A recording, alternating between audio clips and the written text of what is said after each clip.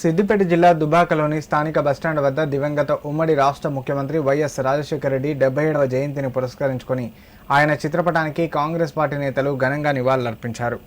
ఈ సందర్భంగా కాంగ్రెస్ పార్టీ దుబ్బాక పట్టణ అధ్యక్షులు మల్లుగారి రామచంద్రారెడ్డి మాట్లాడుతూ వైఎస్ రాజశేఖర రెడ్డి 6 సార్లు శాసనసభ సభ్యులుగా, 4 సార్లు లోక్సభ సభ్యులుగా మొత్తం 10 సార్లు ప్రజలచే ఎన్నుకోబడిన ప్రజానాయకుడని చెప్పారు. 2004 నుండి 2009 వరకు ఉమ్మడి ఆంధ్రప్రదేశ్ రాష్ట్రానికి 14వ ముఖ్యమంత్రిగా పనిచేశారని, వారి పాలనలో ఉచిత విద్యుత్, ఆరోగ్యశ్రీ, జలయజ్ఞం, ఫీజు రియంబర్స్మెంట్, ఆసరా పెన్షన్లు, 108 సేవలు వంటి సంక్షేమ పథకాలను ప్రవేశపెట్టి ప్రజల మన్ననలు పొందారని తెలియజేశారు.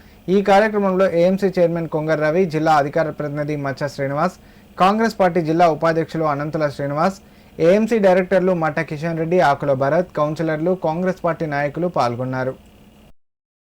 నేత వైఎస్ రాజశేఖర రెడ్డి గారి 77వ జయంతి సందర్భంగా ఈరోజు అతని ఆశయాలను కొనసాగించుకోవాలని మేము నివారణ అర్పించడం జరిగింది.